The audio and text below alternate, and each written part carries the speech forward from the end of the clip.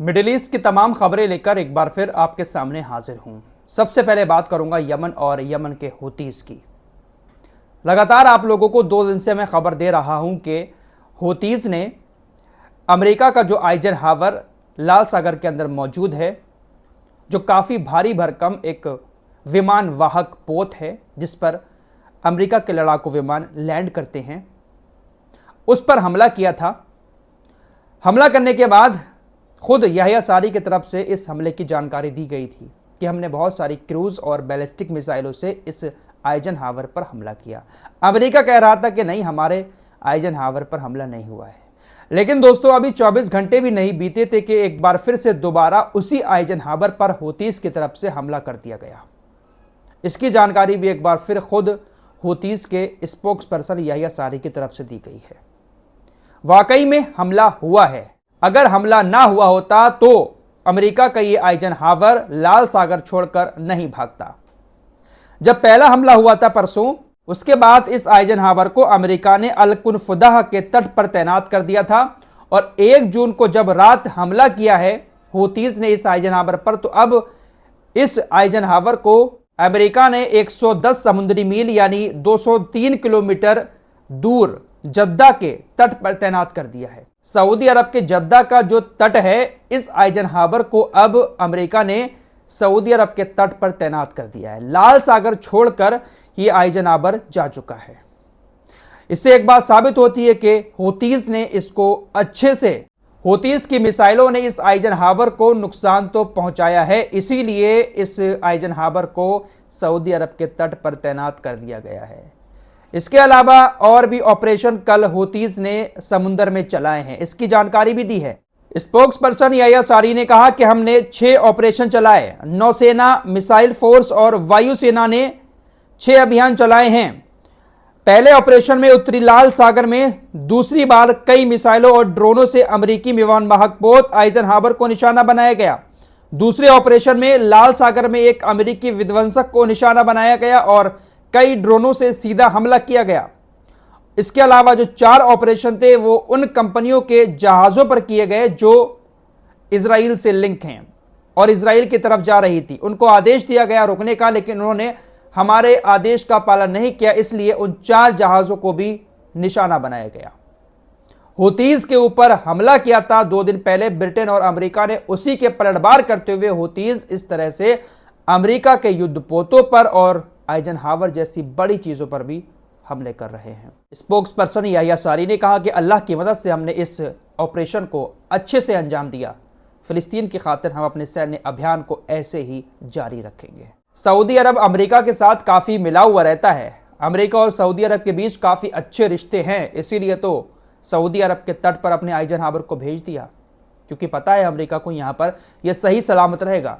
Saudi अरब को लेकर कुछ वीडियोस यमन के लोगों की तरफ से जारी की गई हैं, यमनी सेना की तरफ से, जिसमें यह दिखाया गया है और यह कहते हुए सुना गया है कि जो सऊदी अरब की सेना है वो बॉर्डर पर यमन के लोगों पर गोलीबारी कर रही है।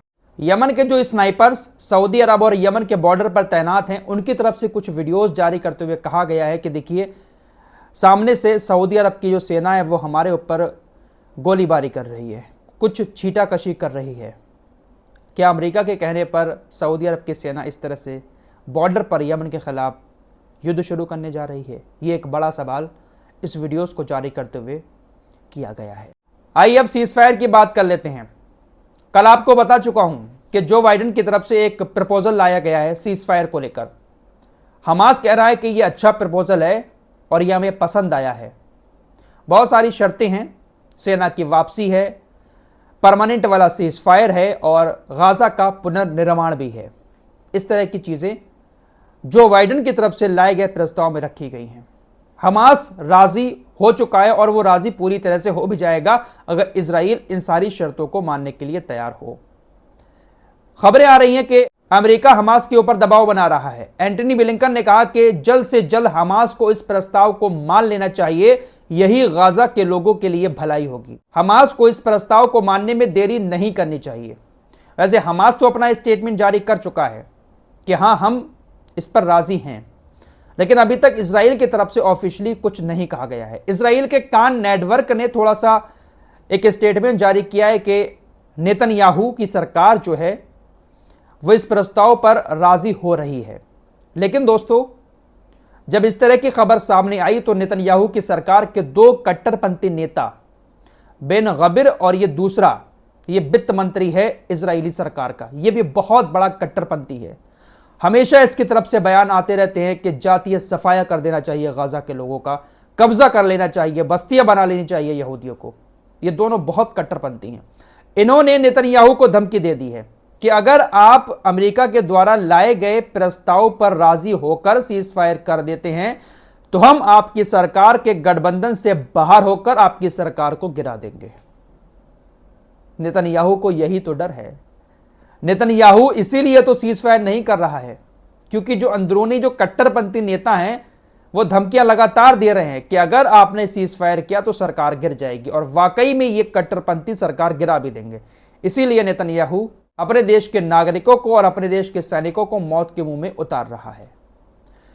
यह प्रस्ताव आया है, इसको लेकर तेल अवीव के अंदर रात बड़े पैमाने पर विरोध प्रदर्शन भी हुए हैं।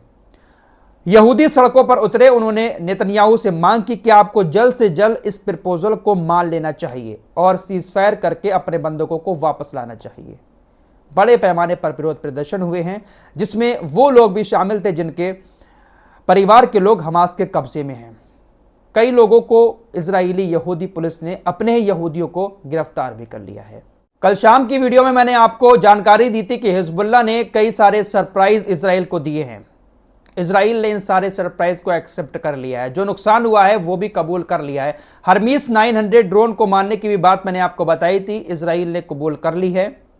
अब तक हिजबुल्लाह 4 हर्मीस 450 ड्रोन मार चुका है और 2 हर्मीस 900 ड्रोन मार चुका है। कुल मिलाकर 6 तगड़े ड्रोन हिजबुल्लाह मार चुका है। आईडीएफ ने इसको एक्सेप्ट कर लिया है। अमेरिकी देश चिली इजराइल के खिलाफ जाकर इंटरनेशनल कोर्ट ऑफ जस्टिस में साउथ अफ्रीका के मुकदमे का समर्थन करने के लिए तैयार हो चुका है। वो बात और है कि इंटरनेशनल कोर्ट ऑफ जस्टिस की बात नेतन्याहू नहीं मान रहा है, लेकिन यह भी बड़ी बात है कि इस तरह से अमेरिकी देश, यूरोपीय देश इजराइल के खिलाफ खड़े हो रहे हैं।